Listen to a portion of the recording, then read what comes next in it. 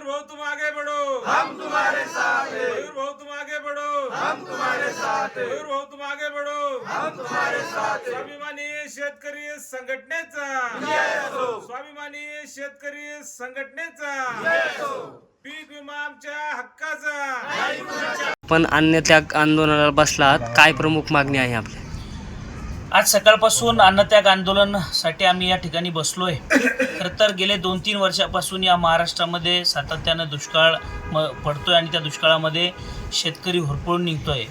जालना जिल्ह्यामध्ये भोकरदन जाफराबाद तालुक्यामध्ये मोठ्या प्रमाणात खरीप हंगामामध्ये 21 दिवसाचा पावसाचा खंड पडल्याने त्या ठिकाणी शेतकऱ्याचं उभं पीक गेलं. त्याचबरोबर येलो मोझॅक नावाचा आजार सोयाबीनवर आला, त्याच्यामध्ये शेतकरी संपून गेला. आणि रब्बेमध्ये देखील अशीच परिस्थिती होती. म्हणजे 2022-23, 21-22चा पीक विमा म्हणजे रिलायन्स पीक विमा कंपनीकडे शेतकऱ्यांचा पीक विमा बाकी आहे, SDFC इर्गो कंपनीकडे शेतकऱ्यांचा पीक विमा बाकी आहे आणि आता युनिव्हर्सल सॅम्पो नावाची कंपनी 2023ला विमासाठी या जालना जिल्ह्यामध्ये होती, त्यांच्याकडे देखील पीक विमा बाकी आहे.